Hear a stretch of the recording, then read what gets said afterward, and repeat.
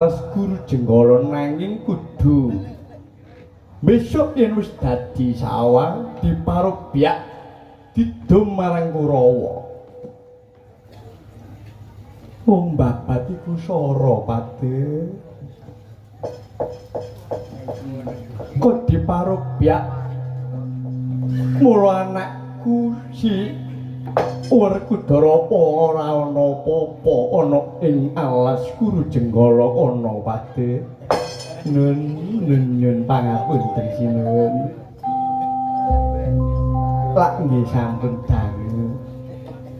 Kurawa menika sampun dangu gadhah. Kekagian menika badhe numpes para Pandhawa lan iki sinuwun. Mila anak Wijasena menika ingkang lumebet wonten ing alas guru jenggala. Sumangga sinuwun.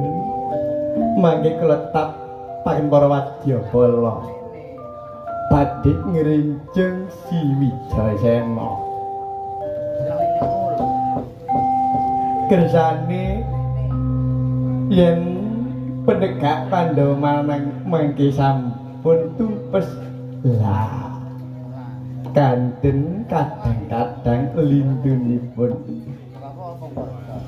Yen para Pandhawa bingung mangsa bodha Kurawa ingkang sagu nglurup ana ing negara Ngamarta. Mekaten sinuwun mengko dhisik Pate. Sliramu kok duwe pamikir mangkono?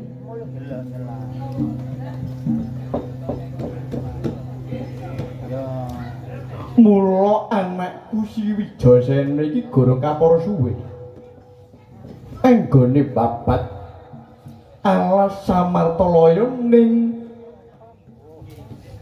badhe kepingin babat karene mung kanggo pangan ngono wae.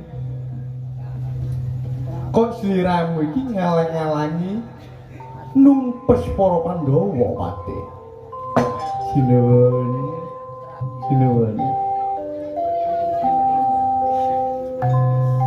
Kula ingutaken sawetawis kagem jinuwun Akang Adipati Dustarata.